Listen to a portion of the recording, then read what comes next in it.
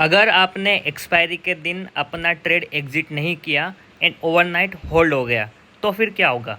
क्या आपको पेनाल्टी देनी पड़ेगी? अगर पेनाल्टी देनी है तो कितनी देनी पड़ेगी? और क्या आपको उसका फ़िज़िकल डिलीवरी लेना पड़ेगा? अब ये फ़िज़िकल डिलीवरी भी क्या होता है, तो आज हम बात करने वाले हैं कि अगर आपने NRML लिया है, यानी कि आपने ओवरनाइट होल्ड किया था और गलती से भी आपने एग्जिट मारना भूल गए, तो अब आपको क्या करना चाहिए। ठीक है, welcome back to trading with MS। और आज काफ़ी इंपॉर्टेंट वीडियो होने वाला है। ठीक है, तो अब मैं आपको बताता हूँ कि एग्जांपल ले लो कि आप बैंक निफ्टी के अंदर ट्रेड कर रहे हो। ठीक है, अब आपने क्या किया, 3 साढ़े 3 हो गया और आपने अभी तक ट्रेड से एग्जिट नहीं मारा। आप क्या कर रहे हो, बैंक निफ्टी का ट्रेड लिया और आप जो ट्रेड लिया वो भले ही कुछ प्रॉफिट में हो या लॉस में हो, लेकिन आपने एग्जिट नहीं मारा। अब यहाँ पे दो सिनारियो हो सकता है, आपको कब चार्जेस लगेंगे वो इस तरीके से मालूम पड़ने वाला है। पहला सिनारियो क्या होगा कि आपने जो ऑप्शन बाई किया था वो आउट ऑफ द मनी हो गया।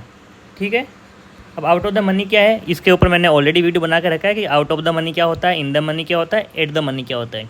तो आपने जो ऑप्शन बाई किया है, अगर वो आउट ऑफ द मनी हो गया, 3:30 हो गया, एक्सपायर हो गया, मार्केट बंद हो गया, लेकिन आपने उसको ओवरनाइट लेके रखा था इसलिए एग्जिट नहीं हुआ, तो अब इस केस में क्या होगा, इस केस में आपको टेंशन लेने की बिल्कुल ज़रूरत नहीं है, क्योंकि जो out of the money option हो गया उसमें जितना आपने जो प्रीमियम पे किया था वो ऑलरेडी जीरो हो चुका है। तो उसका जो आपको लॉस दिख रहा था उतना ही लॉस होगा, प्लस जो आपका वो ब्रोकरेज चार्जेस थे 40 रुपीज़, मतलब 20 रुपीज़ बाइंग के लिए, 20 रुपीज़ सेलिंग के लिए, वो वाला। और उसके अलावा आपको कुछ भी चार्जेस देने की ज़रूरत नहीं है, ना ही आपको फिजिकल डिलीवरी लेने की ज़रूरत है। ठीक है, अगर आपका आउट ऑफ द मनी था मतलब कोई टेंशन नहीं है। अब टेंशन कब लेनी है, अगर आपका ऑप्शन इन द मनी हो गया।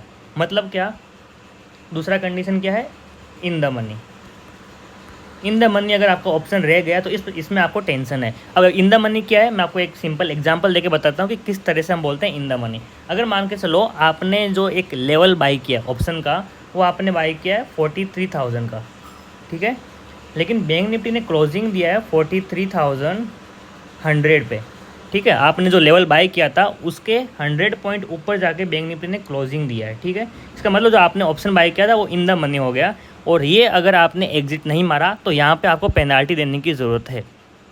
बहुत सारे लोग बोलते हैं कि आपको पेनाल्टी बहुत बड़ी देनी पड़ती है, लाखों में देनी पड़ती है, आपका कैपिटल चला जाएगा, प्लस आपको फिजिकल डिलीवरी लेनी पड़ेगी, लेकिन ऐसा बिल्कुल भी नहीं है। जो न्यू रूल्स एंड रेगुलेशंस आए हैं सेबी की तरफ से, वो क्या बोलते हैं कि जो भी आपका प्रीमियम आपने जो बाई किया था और जो उसका इंट्रिंसिक वैल्यू रहता है उसके ऊपर सिर्फ आपको 0.125%, इतना ही, 1% भी नहीं है, 0.125% है। ये भी किसके ऊपर, इंट्रिंसिक वैल्यू के ऊपर। अब ये इंट्रिंसिक वैल्यू क्या होता है आप सबको पता है, प्रीमियम तो क्या होता है, लेकिन इंट्रिंसिक अगर आपको नहीं पता है तो इसके ऊपर भी मैंने ऑलरेडी एक वीडियो बनाया है जिसमें डिटेल में समझाया है कि इसमें हम इंट्रिंसिक वैल्यू किसको बोलते हैं, आउट ऑफ द मनी किसको बोलते हैं, एट द मनी किसको बोलते हैं, सब कुछ मैंने उस वीडियो में समझाया था, आप वो देख सकते हो।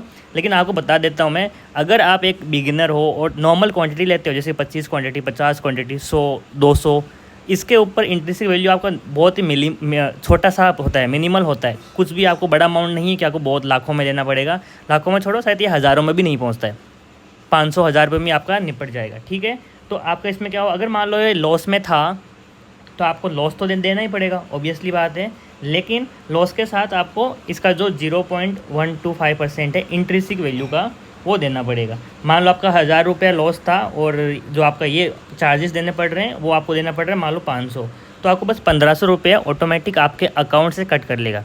आपको पता है कि रात को 12 बजे से ही आपका मान लो प्रॉफिट हुआ तो रात को 12 बजे आपके, मतलब 12 बजे के आसपास में आपके अकाउंट में पैसे आ जाते हैं, जो आपका कैपिटल है उसके अंदर आ जाते हैं। उसी टाइम नेक्स्ट डे आपका यहाँ पे अकाउंट से ही वैसे 500, 1000 रुपये जितना भी चार्जेस बनता है, ये डिपेंड ऑन क्वांटिटी कितना लिया और इंट्रिंसिक वैल्यू कितना है। ठीक है, उसके ऊपर आपके अकाउंट से वापस माइनस कर लिए जाएंगे और आपको ईमेल भी आता है जिसमें आपका पूरा का पूरा कॉन्ट्रैक्ट लिखा होता है, आपने कितने पे बाई किया, कितने पे आपका ये ब्रोकर अभी सेल कर रहा है, कितना आपको चार्जेस लग रहे हैं, STT चार्ज कितना है, वो सब कुछ वहाँ पे आ जाता है। ठीक है, जो इसको बोला ना मैंने आपको 0.125%, ये STT चार्जेस है जो कि इंट्रिंसिक वैल्यू के ऊपर लगता है। अब हम बात करेंगे कि बहुत सारे लोग बोलते हैं कि आपको, पहला बात तो आपको पेनाल्टी वाला क्लियर हो गया कि पेनाल्टी से नाम के लिए पेनाल्टी, इतना बड़ा चार्जेस नहीं है आपका, जो 0.125% हो गया, प्लस थोड़े बहुत जो ब्रोकरेज चार्जेस जो आप नॉर्मली देते हो। अब हम बात करेंगे, बहुत सारे लोग बात करते हैं फिजिकल डिलीवरी की।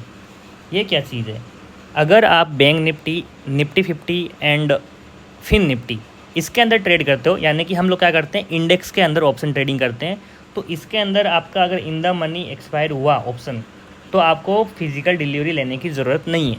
ठीक है, अब यहाँ पे क्या होता है, देखो ऑप्शन ना दो तरह के होते हैं।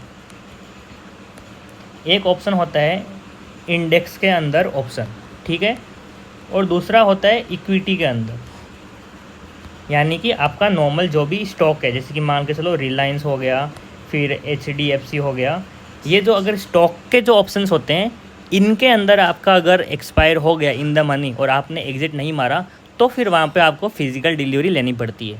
ठीक है, हम लोग नॉर्मली क्या करते हैं, जो जितने भी सब्सक्राइबर मेरे से जुड़े हुए हैं सब लोग, हम लोग ऑप्शन ट्रेडिंग करते हैं, किसके अंदर, इंडेक्स के अंदर।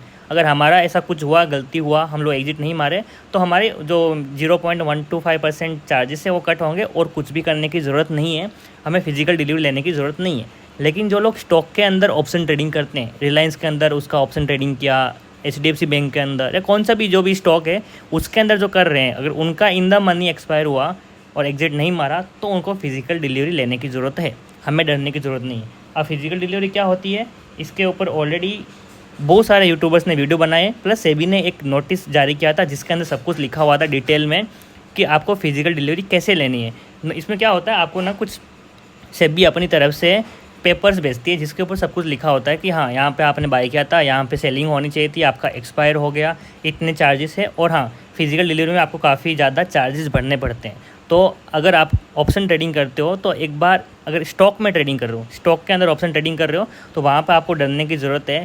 थर्सडे के दिन गलती से भी आप एग्जिट मारना मत भूलना। अगर ऑप्शन ट्रेडिंग इंडेक्स में कर रहे हो, तो हाँ, एक बार आप थोड़ा रिलैक्स बैठ सकते हो, अगर एग्जिट नहीं हुआ तो भी कोई बड़ी बात नहीं है। ठीक है, और मुझे पता है मेरे कोई भी सब्सक्राइबर अभी तक स्टॉक के अंदर ऑप्शन ट्रेडिंग नहीं करते, लेकिन फिर भी मैंने आपको सब कुछ बता दिया, क्योंकि बहुत सारे लोग गलत अफवाह फैला रहे हैं कि अगर आप इंडेक्स के अंदर भी, यानी कि बैंक निफ्टी के अंदर भी ऑप्शन ट्रेडिंग कर रहे हो और अगर आपने एग्जिट नहीं मारा, तो बहुत ज़्यादा पेनल्टी देनी पड़ेगी, जो कि बिल्कुल भी नहीं है। आपको बिल्कुल भी डरने की ज़रूरत नहीं। छोटे मोटे चार्जेस लगते हैं, वो तो कोई बड़ी बात नहीं है। अगर आपने प्रीमियम भी 10,000 का पे किया, तो आपको 1 लाख रुपये देने की ज़रूरत नहीं है, चार्जेस 1 लाख नहीं लगेंगे। ठीक है, तो बस इतना ही आज के दिन मैंने आपको समझा दिया कि अगर आपने एग्जिट नहीं मारा एक्सपायरी के दिन, तो आपको क्या क्या करने की ज़रूरत है और क्या डरने की ज़रूरत है या नहीं है। ठीक है, और कुछ डाउट है आपको तो आप ज़रूर कमेंट में पूछिए, मैं आपको ज़रूर आपको हेल्प करूँगा।